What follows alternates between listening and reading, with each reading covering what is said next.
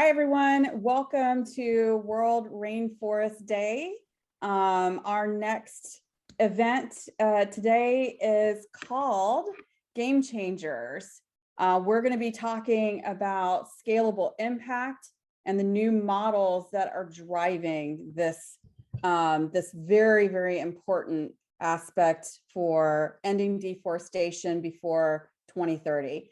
My very esteemed guests, I am honored to participate in this panel with, include John Perkins and Nathan Havey.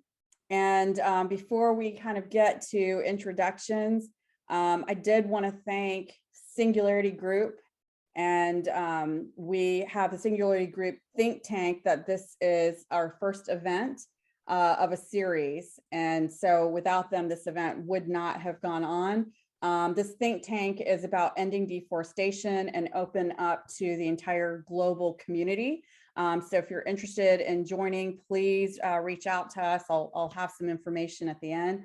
And obviously a big, huge thanks to World Rainforest Day and Rainforest Partnership that helped found this event. That is incredibly important. And last year reached 29 million people. We're hoping we'll reach many, many more this year. And last but not least, also wanted to thank Yunity Labs, which is sponsoring some impact projects we'll talk a little bit about today with Singularity Group and the think tank. And we hope that the community gets very, very involved. It's open to everyone. Okay, so that being said, I will introduce myself. I'm Ani Chahal Honan. I am a co-founder of Yunity. I am also a global ambassador for the XPRIZE Foundation and Singularity Group. I help lead the Singularity Group chapter here in Seattle, which is where I have home base.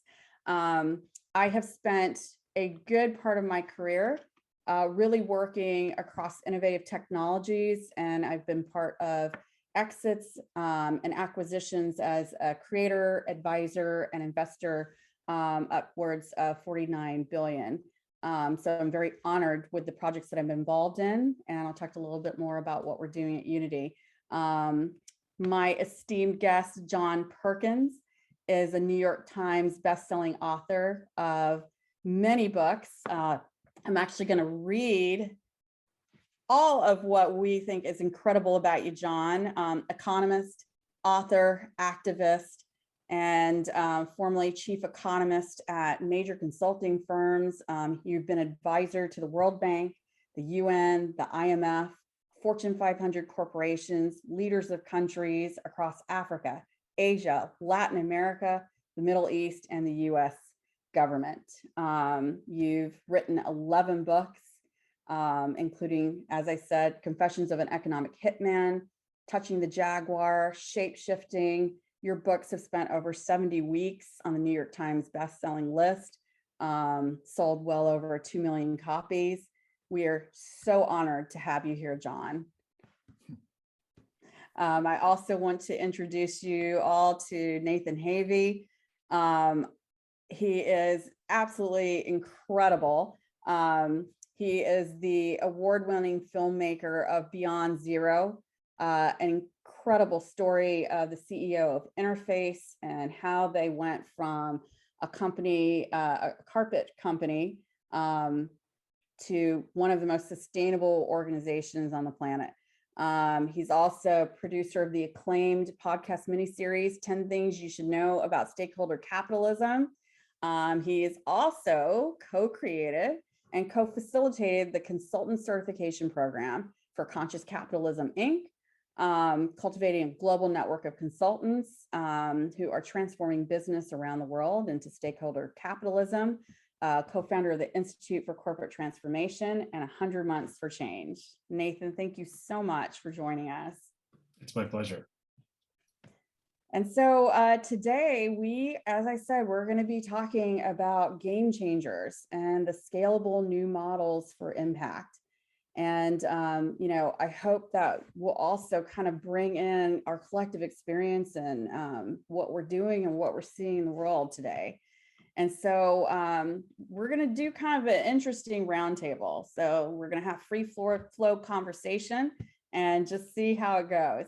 So I'm going to start off today with you, John, and ask you a couple of questions. One, you are kind of the original OG game changer. When we think about what you've done as a founder of nonprofit Dream Change and the Pachamama Alliance, and what these organizations have done to actually partner with Indigenous communities and leaders to really protect some of the most sacred and important rainforests in the world.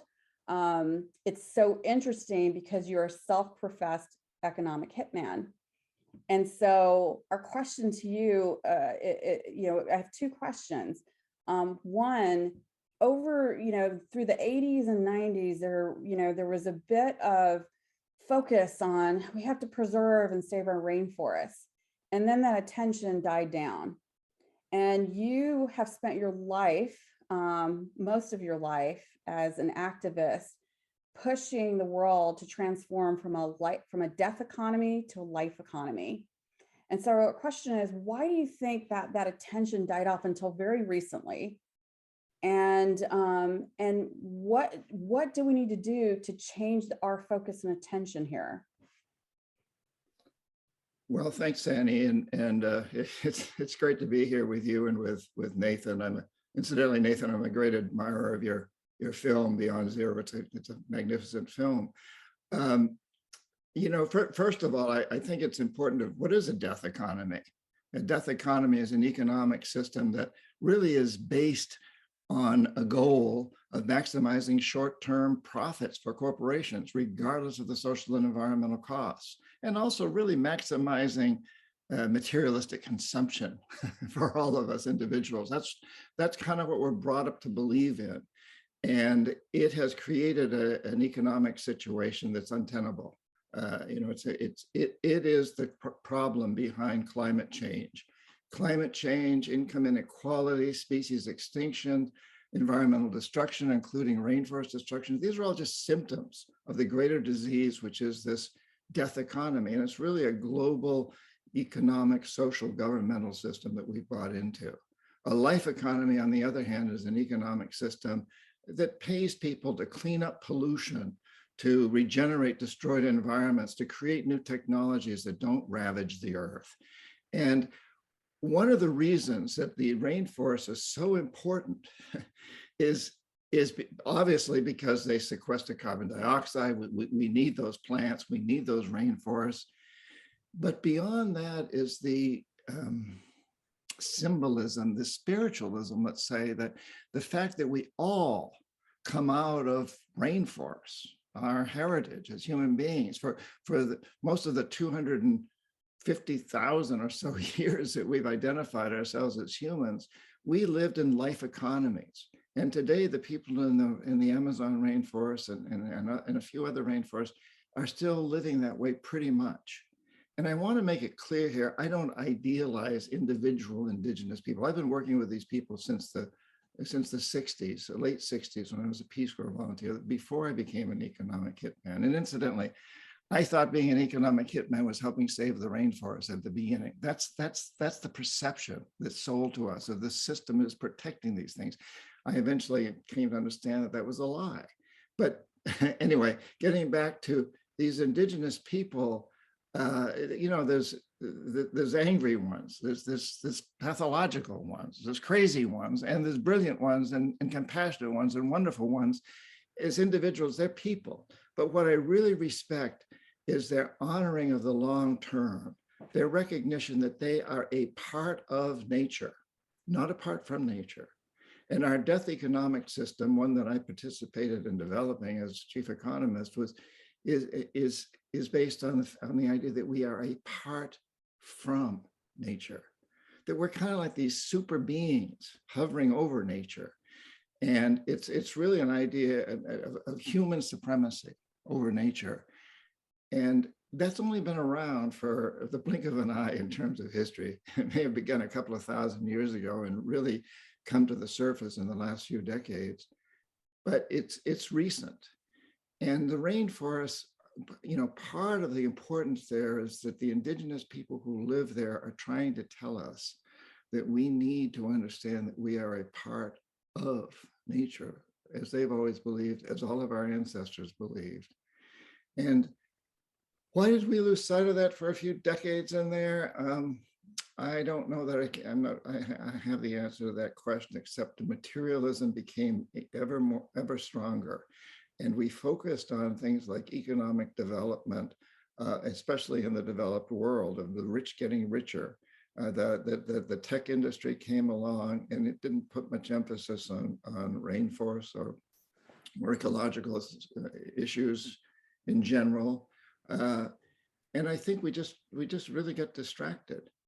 And I believe that in a way, the coronavirus has brought us back to an understanding of how connected we all are on this planet.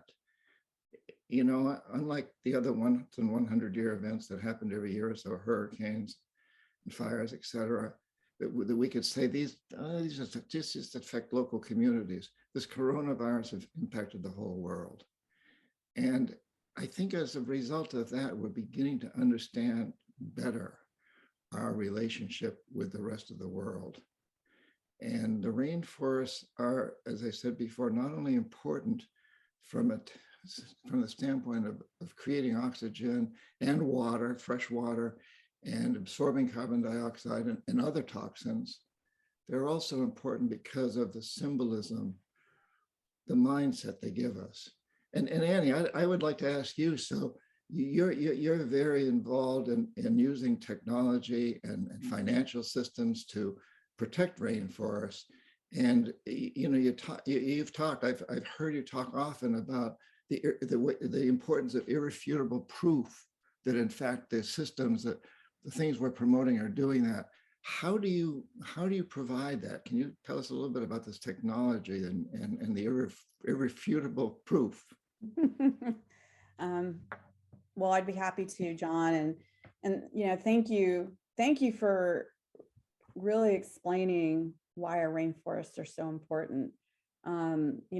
If you haven't actually been to some of the rainforests around the world, I had just the honor and pleasure of traveling with you, John, to a few of our rainforests, including the Amazon, the Ecuadorian Amazon, and it changed my life.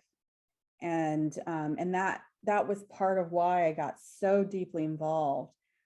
Using kind of my background in technology, I've worked across almost every advanced pioneering technology out there. It's just how my brain works.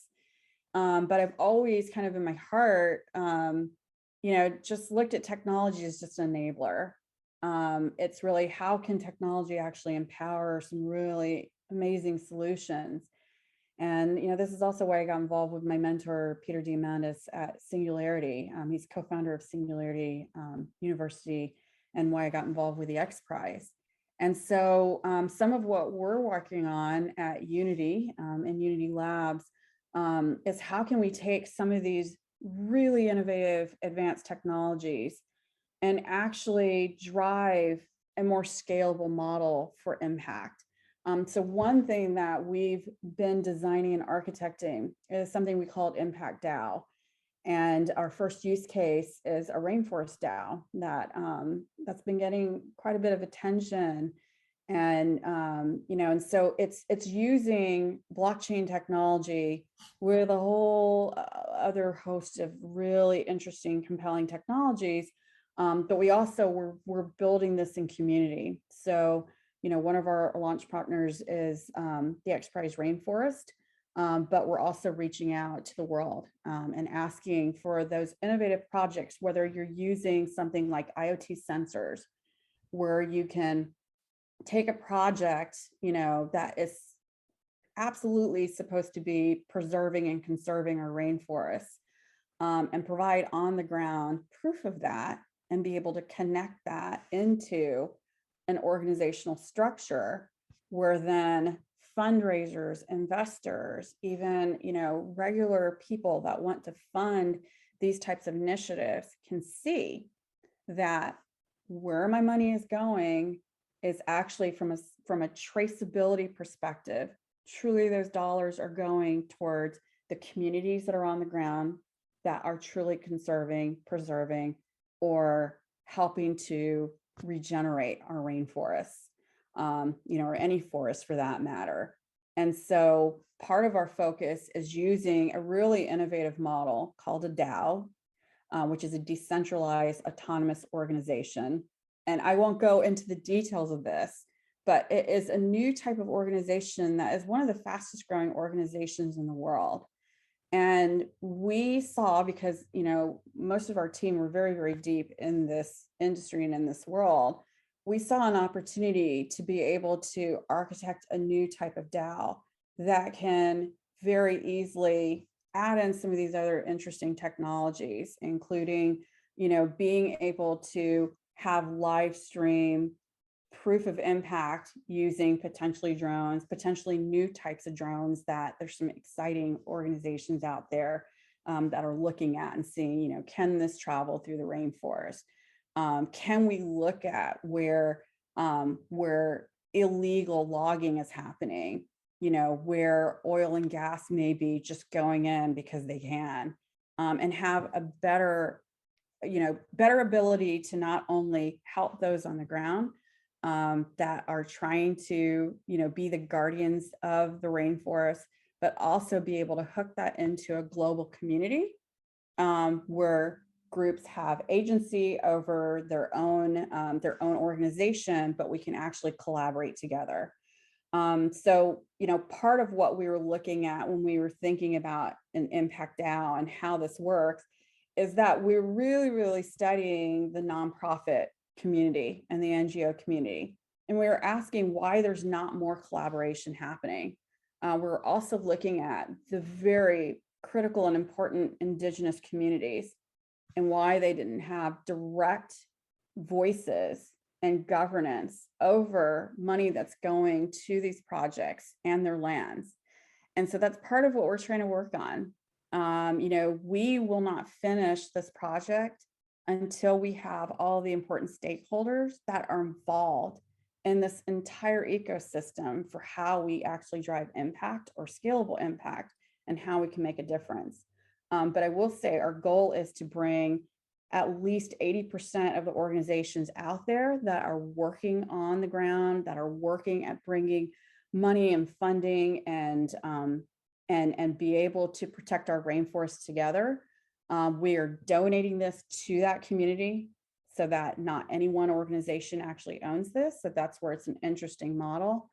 And our goal is to be able to get to 80% of our rainforests protected and really having that irrefutable proof of impact by 2030. We'd like to do it in 5 years. So we're a little crazy, but that's part of what we're trying to do. So I hope that helps explain it a little bit, John. And I wanted to thank you also for answering a lot of our questions that we send out to you about this, and kind of being an amazing advisor to us. And so, when I think about, these models around sustainability and bringing groups together and all of our stakeholders together, Nathan, I think of you because your powerful film Beyond Zero. I've had so many people talking about this. It moved me so much when I watched it. And I've kind of been in this world for a little while, but it was so moving the way that this was put together within 1 minute, the first minute. And so I was, one of the questions I have to you, and we get this very often, why should this company interface that you highlight in the film, this carpet company in Georgia, and why should anyone in New York City, LA, Paris, why should we care about the rainforest when we have so many problems here on the ground? And, and our companies that are actually putting focus on sustainable impact as the core of their business model, are they really as successful as their traditional counterparts? Sure, yeah.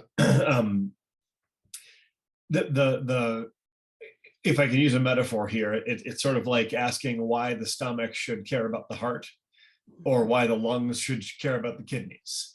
If we separate the whole system and just look at it in its individual parts, that's the problem. None can exist without the whole. And that's why it matters for New York to really care about the rainforest. It's why it matters for a carpet company in Georgia. And the film Beyond Zero, for those that are unfamiliar with Interface and with the story there, it sort of starts in 1994 with the CEO at the time, Ray Anderson, reading one of Paul Hawken's early books, which is called The Ecology of Commerce. And Ray's an engineer, and Paul lays out a very compelling case in that book that all of the life support systems on Earth are in decline, including the rainforests. And Ray's engineer brain just sort of accepted it. He saw it. It became what he called his spear in the chest moment. And so then he faced this decision of, should I pack up my Fortune 500 billion-dollar market-leading carpet company and call it a day, or is there some way forward? And so essentially are we going to go back to pre-industrial life on Earth, which would be a much more sustainable way of living than what we have now? Or is there a way for us to instigate what Ray called a second industrial revolution, to actually get industrial processes in line with the life support systems on Earth? And Ray decided to take a shot at the second one because he thought the first was probably not practical in our world today. So begins a 25-year journey that led Interface to get very, very close now to going beyond zero. The reason I wanted to make the film is because I hadn't heard of any company even striving for what Interface has now effectively been able to do. And so they've reduced their overall greenhouse gas emissions by 96%. Their waste to landfill is down 91%. Their water use is down 80%. All of that saves a lot of money for the company. So there's no trade-off between a profitable, highly efficient business or economy and environmental standards. And frankly, they actually go hand in hand.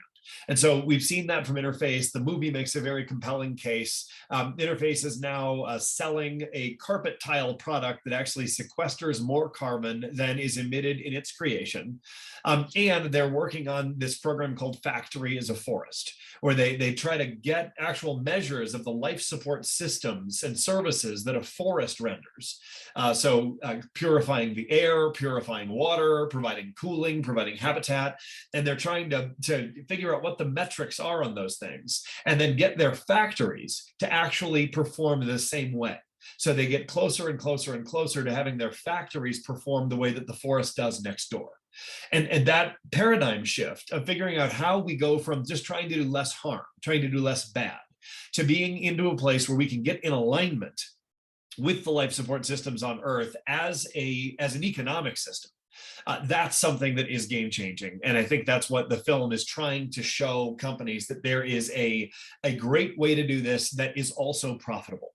And we see it a lot of times, Annie, there's a lot of different research and evidence that shows that over the long term, to John's point earlier, the short-termism is one of the major challenges we have on this. But over the long term, companies that tend to value, to be egg-headed for a minute, human capital, which is like the health and wellness of human beings, social capital, which is the connectedness of communities, and environmental capital, which is non-toxics, no carbon, water purification, that kind of stuff.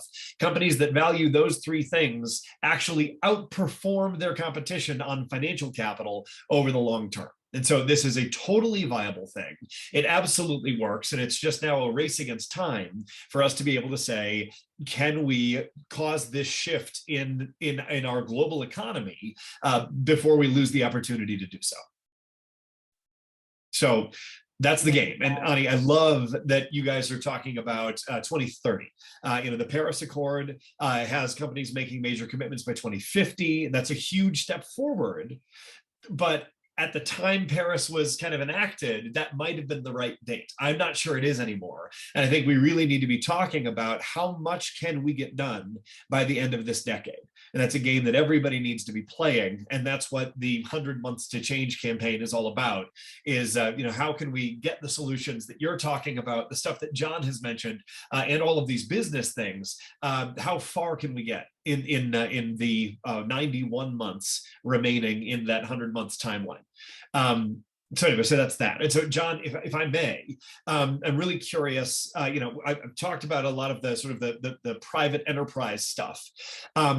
What have you seen in terms of what, big countries like China and the U.S., other big countries that impact the rainforest in a huge way, Brazil and others? What is kind of the best you've seen in terms of economic policy, other government regulation, and just business initiative? What? Give us some hope here. What do you see? Well, thanks, Nathan. I've got a book coming out in February that I've been working diligently on, which is about the role that China is playing in the world today, and how China's economic hitmen have learned from the successes and failures of our economic hitmen, including me, and how they are now dominating the world. There's no question China today dominates the world. It is the largest trading partner and the largest investor on every continent, including North America, and some aspects of North America. But the only conclusion that we can come to is that these two countries that represent almost 50% of the world's GDP and almost 50% of the world's carbon dioxide pollution and other forms of pollution, that if we don't come together, these two countries, to change this paradigm of the death economy into a life economy, there's not a lot of hope. These two countries, we can disagree on everything else: religion, culture, the Uyghurs and Thailand and Taiwan and Puerto Rico and Cuba. We can disagree on everything, except let's agree that to survive on a dead planet, you can't survive on a dead planet. And we're creating a dead planet. That's the death economy, that we have to move into this other economic system that, as you pointed out, is still profitable. People can make profits. We can live good lives. It's just we have to have a long-term perspective. So I want to be paid for coming up with a method to mine all the plastic that's in the oceans. Actually, the method's already there. I want to be paid to create a company that does that even better, and to regenerate destroyed environments. All these things that we can do, and we've moved in that direction in such a big way recently, especially before the pandemic, with the idea of conscious capitalism and the Green New Deal, benefit corporations, B corporations. 192 of the world's top CEOs got together in August of 2019 at the Business Roundtable and said, it can no longer be just about maximizing short-term profits. We have to take into account what benefits our communities, our employees and their families, and our customers and their families, the world. But the problem is that these guys are still driven by Wall Street, and any executive who I gotta say, I've met with so many top executives that say, I get children, I get grandchildren, I want my company to be greener, but I know that if I go too far, if I lose short-term profitability, if I lose market share, my major stockholders, which is Wall Street in most cases, will fire me, and they'll replace me with someone who only cares about maximizing profits or market share. So I got to stay in my job and do the best I can. And Nathan, it behooves all of us to understand our important role in this. We are all consumers. Many of us are investors. We're employees. Sometimes we're management. All of us have a role in this. And today, with social networking so available, it's pretty easy to organize a consumer campaign where you write a letter to, you can pick any corporation, whatever corporation you want to see changed. And you write a letter to its CEO saying, hey, CEO of Corporation X, I love your product. I'm not going to buy it anymore until you pay your workers in Indonesia a fair wage or clean up the pollution you're causing or whatever your issue is. And say, you know, I'm going to send this letter to all my social networking circles and ask them to send it to all theirs, and they're all going to send you letters. You're going to be overwhelmed by letters saying this. And if you make your changes, you will become a leader in the industry. And you may have to sacrifice short-term profit. Now, you don't want to say this in the letter, but the fact is, like you said, maybe a little sacrifice of short-term profits. That's not a sacrifice. It's an investment in the long term. It's not a cost even. It's an investment. And, you know, if all of us will write these kinds of letters and send them out to corporate executives, and, you know, these executives told me over and over and over again, if I get 100,000 letters demanding that we change, I can take these to Wall Street. I can take these to our investors and tell them, listen, these are our customers. We got to listen. So I think I got off the subject here a little bit, but I want to get off on one more thing. And I want to point out that we have to have a broad perspective of what saving rainforest means. If we're just stopping oil production in rainforests, but we're transferring it to someplace else, that's not successful. But also, we've got to recognize that countries like Brazil, and we can all complain about Bolsonaro, and we should complain about Bolsonaro, but these countries that have incredible resources in these areas that they see as basically without much population, and they also have to take care of the areas that have huge populations, like in Ecuador, for example, the Andes Mountains and the coast, they have some of the most dense populations in the Americas.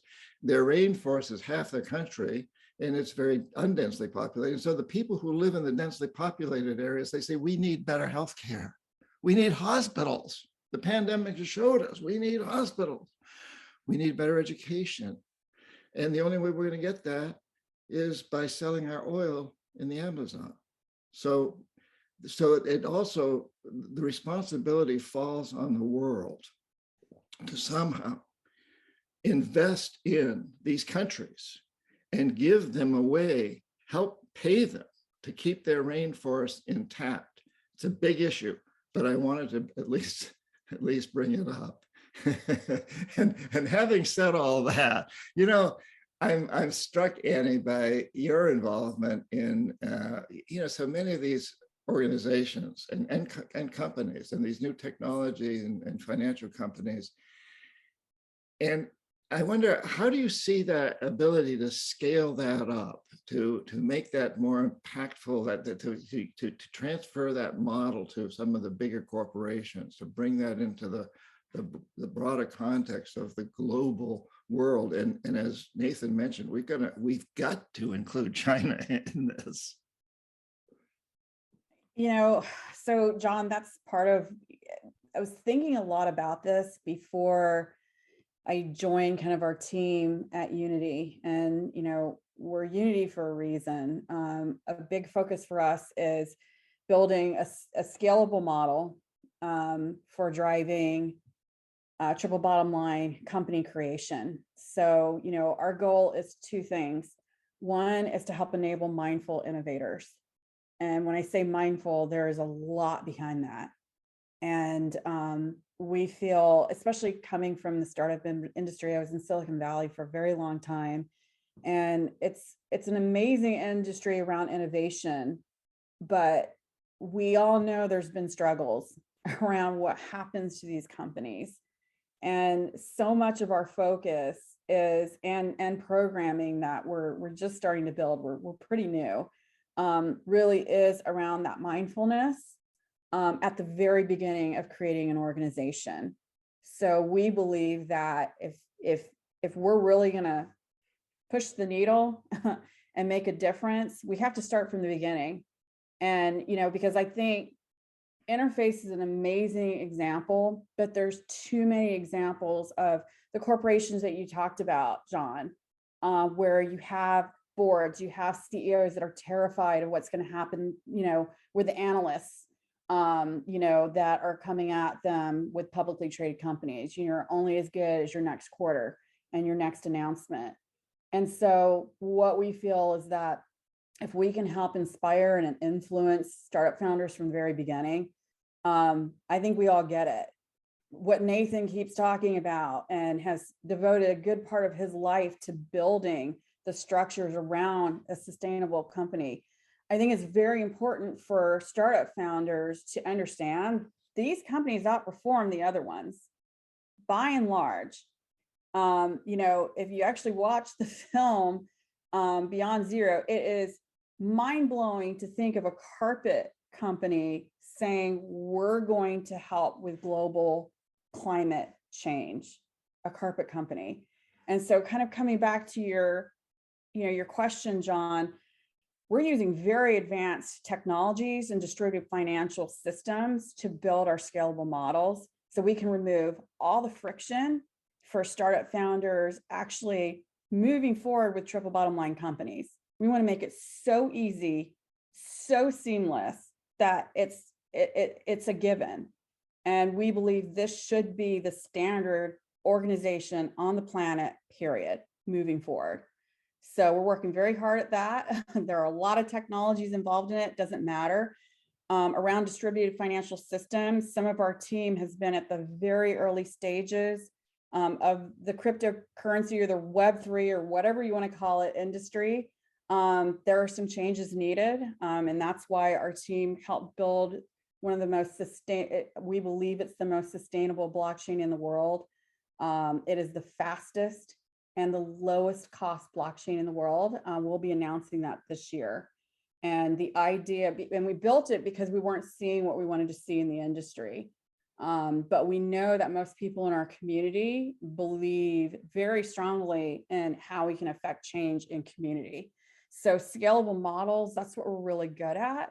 But part of what we're trying to do is kind of translate the language of, a lot of people talk about blockchain and cryptocurrency and decentralized finance and all these things. It's like Latin to most people, unless you've studied Latin. Nobody understands it.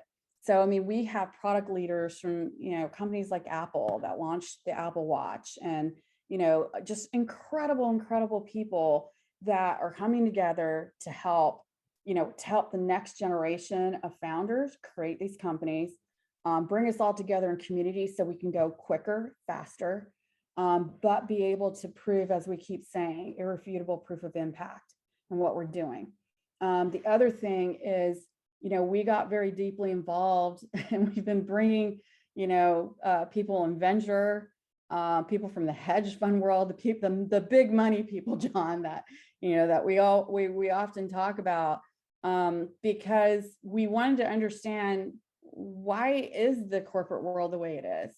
It all goes back to the money, and it all starts with startups. Startups are funded either by really amazing conscious investors, or VCs. And with VCs, everything is about the next, getting your traction, getting to the next funding, getting to an exit, getting to an IPO. And so we're really trying to transform that world. As I said, make it very easy for startup founders to dive into sustainable business. But on top of that, we're creating the distributed financial ecosystem that's part of this, so that more and more investors, regular people in the world, all of us, can help support those companies from the very beginning. That, we believe that's the key. And so that's part of what we're working on.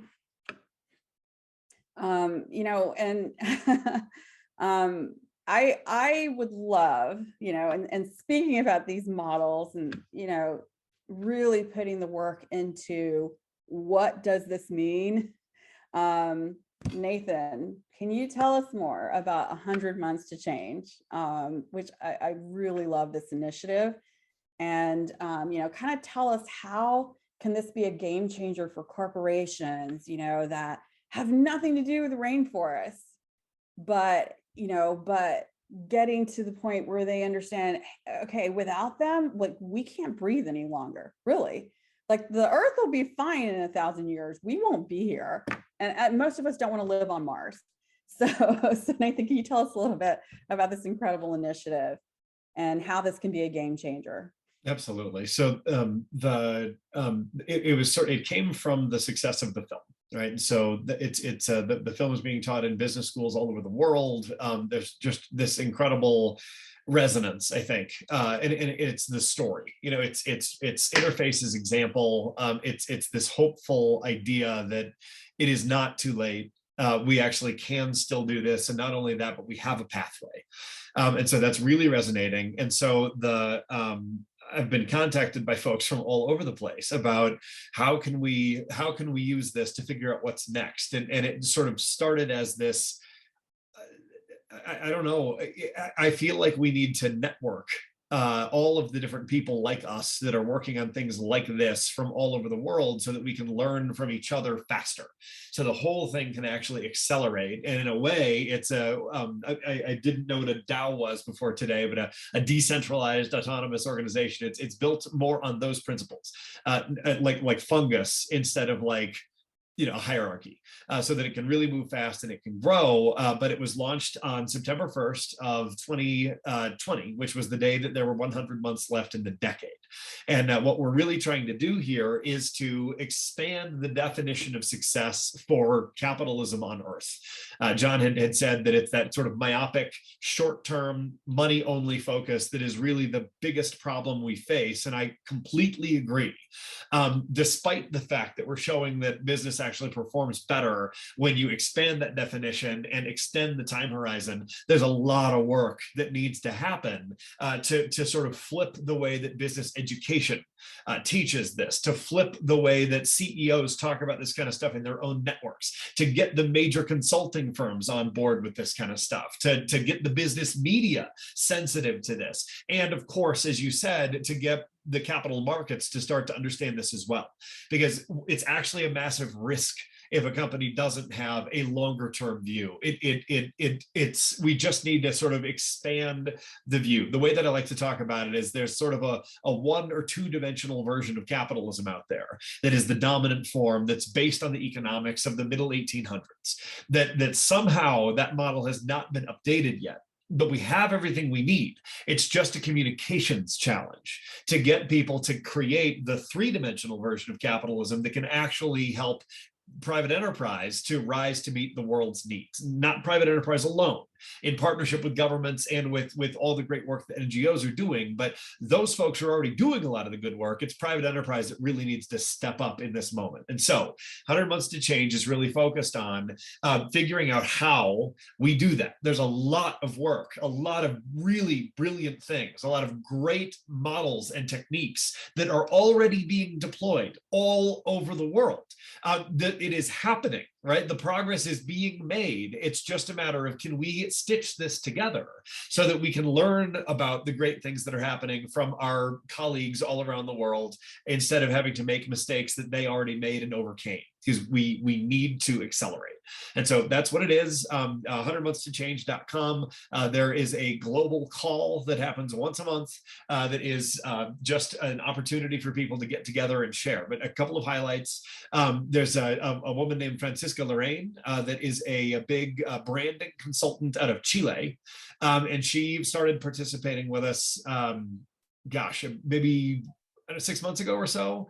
And she now has gotten the 4 biggest radio stations in Chile, several of the major business organizations in Chile, all excited about this possibility. As you know, Chile is in a place of tremendous flux right now. It's very unstable, but all of these folks are sort of seeing the writing on the wall, and they're saying, we want to figure out how we can lead on this. Because as you both said, there are CEOs that wish they could do more.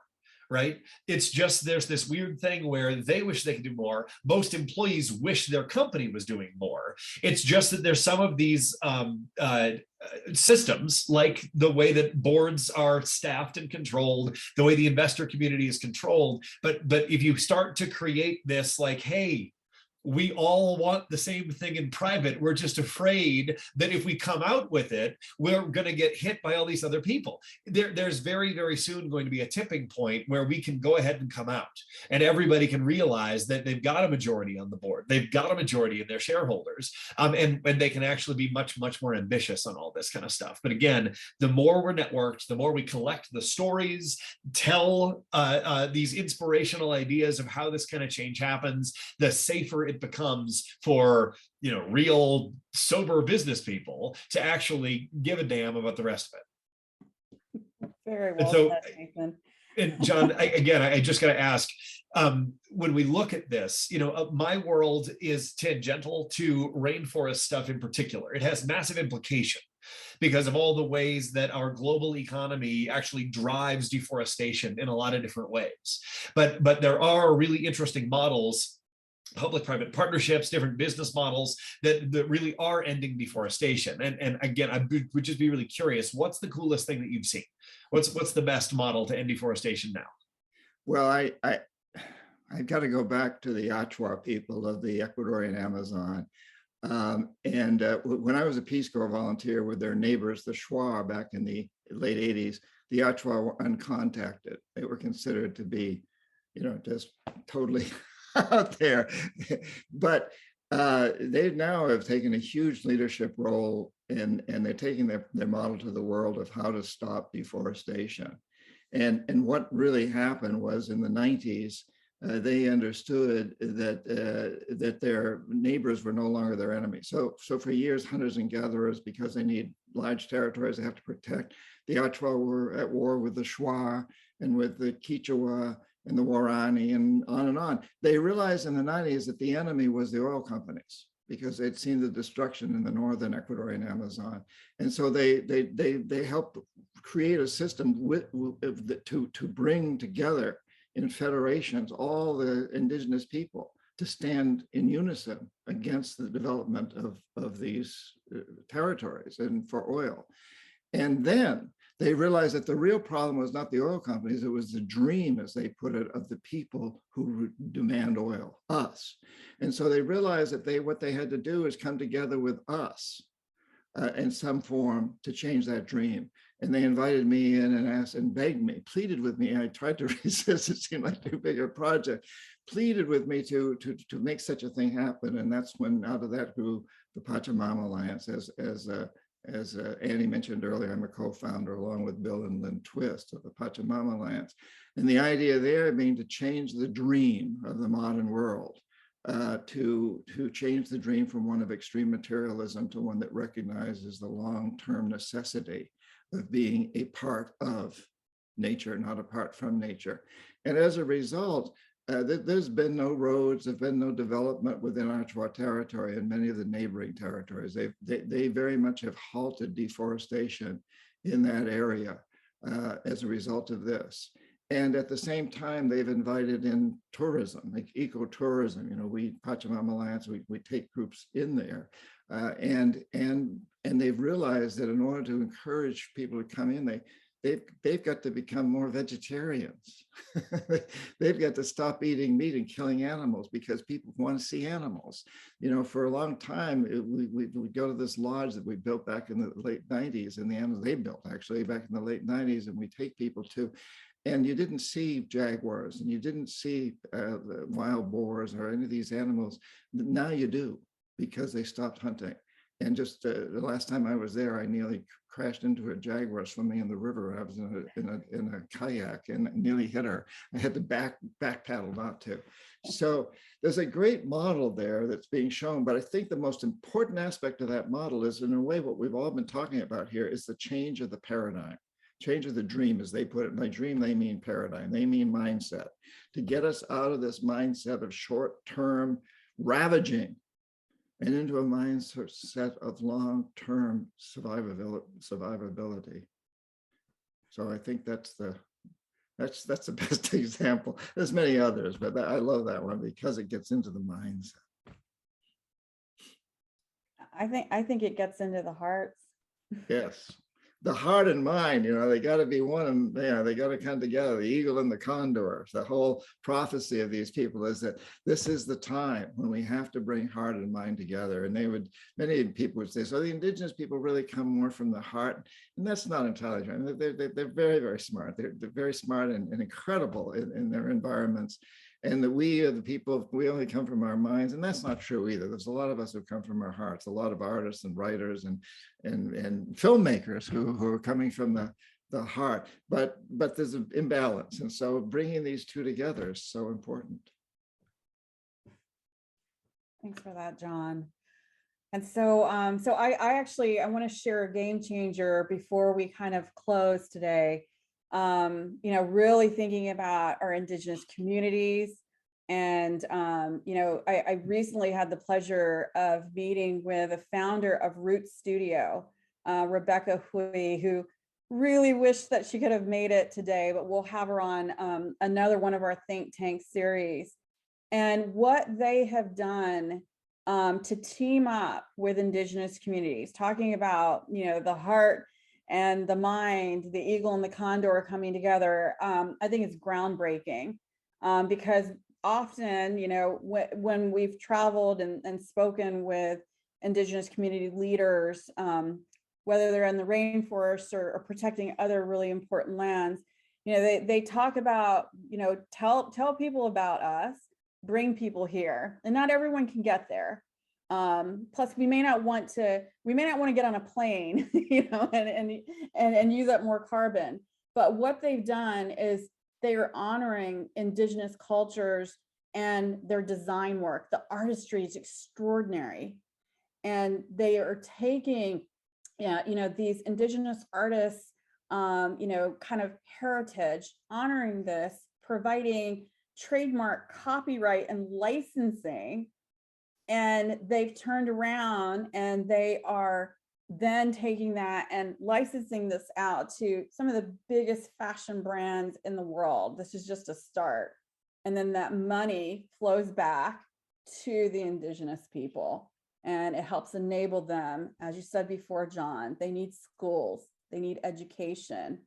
And so, we're in discussions to see where this model can go. But if you get a chance, look up Root Studio. We'll have links later. I think they're fantastic, and it's a model that I'm very excited about. And so, I think now we're gonna have closing comments.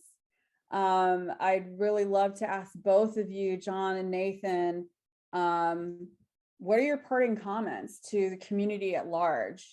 This event reached 29 million people last year. We're expecting far more people to get involved this year. What are your parting comments? How do we end deforestation? How do you help inspire future game changers? We'll start with you, Nathan. How about that? I think the thing that everybody needs to realize is how much agency they have. John had talked about the sort of the simple act of writing a letter to a corporation as an act, the scale that he said is definitely something that is very important. But I will say that the interface story began with one person who happened to be working as a consultant, but he wouldn't let his client order interface carpet because they couldn't give him a good answer about where they were on the environment. And that one thing is the thing that set in motion a complete transformation of a company. It took 25 years, but that was then. Now we have the ability for companies to be able to shift much, much, much faster. And so between that act as a consumer of doing that stuff, you also have a great deal of agency as an employee, or if you're a business leader, then it really is on your shoulders right now to have the courage to lead this. But even if you're not a business leader, inside of a company, you can be an intrapreneur and begin to really explore where there are these opportunities. There's a woman named Leith Sharp. If you happen to be an intrapreneur, Google her and her executive education course at Harvard. It is the most incredible framework I've ever seen for how you lead change from within an organization or inside of a city. So if you would like to take this on and get some real training, it's the best thing I've ever seen. And then finally, we also have to realize that many of the people that would be watching this, I assume, might have some investments themselves. And even if you're just part of your 401k, figuring out what you're invested in and making sure that you align that with your values, and the normal sort of ESG screens are awful. They are screening for the worst practices. It takes a lot of research and a lot of intention. But if you can try to make sure that you're invested along with where your values are, and you're divesting from the things, and a lot of this can just be, hey, I'm an investor, and I want to know where you are on that, right? That thing is another letter that you can write. But I guess it's just the agency, my friends. I think a lot of times we see what's happening, you look at the news, and you feel hopeless. I was in a state of that this morning as I was looking at different things going on. But there's some, I forget who said this, but I love it, that what is happening on Earth right now in any given day is a book that's 3 feet thick. And then the news, what you're seeing is just that first quarter inch, and it tends to be the most alarming quarter inch because they're trying to sell something, right? But the rest of it is progress. It is hopeful. It is incredible.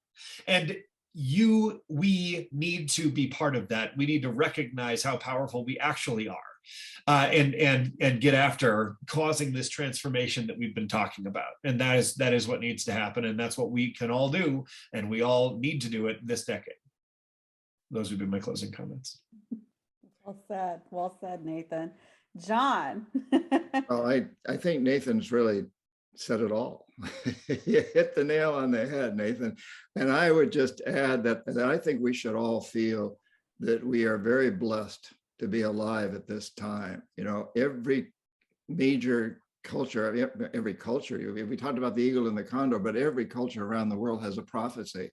The Mayan prophecy of 2012, which is very optimistic, unlike what Hollywood wanted to tell us. The Jewish prophecy, the Islamic prophecy, the Christian prophecy, all these prophecies tell us that we have arrived at a time of incredible opportunity to change and the necessity to change. And the prophecies don't say we're going to change. They say if we don't change, we're going to have big problems. And we're seeing this hugely. And but they also say that we can create the change. We can bring the eagle and the condor can come together to create a new consciousness and an offspring, which is a new consciousness, a higher consciousness of what it means to be a part of nature, not apart from nature. So everyone listening should feel very, very blessed to be alive at this time and to have the opportunity to participate in this phenomenal, this dream-changing moment of human history. We are at an incredibly important, pivotal time, and we ought to have fun making the change. You know, it's there's always a little drudgery. You know, there's parts of writing I don't like as much as others, but I love to write. You know, you cook a great meal, you got to wash the dishes afterwards. So there's always a few things, but you got to focus on the ones that really focus on the deliciousness of the food. And as we move into life, I just encourage all of you to just become part of this incredible movement, because nothing will make you happier. Nothing will bring you greater joy than to create a world that our children and grandchildren, children and grandchildren of all species will look back and say, thank you, people. Thank you. Thank you for taking this opportunity and doing the right thing.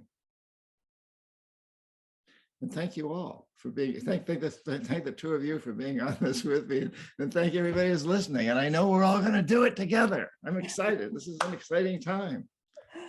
Oh my goodness, John. Well, thank you so much, John Perkins. Just so beautifully said. I have very little to say after that. Nathan Havey, thank you so much. The work you're doing is incredibly important. We are going to provide links. So just, you know, stay on and just see the links to all the organizations that we've talked about. I want to thank the entire community that came together to watch us today. We're going to have a little Q&A afterwards, and we'll provide a link to that. We are doing some incredible things, not only at Singularity and our community, so please get involved. It's open to everyone. At Unity and Unity Labs, we're doing a lot of the things we're talking about. We are building platforms and we are trying to bring as much community to be part of that.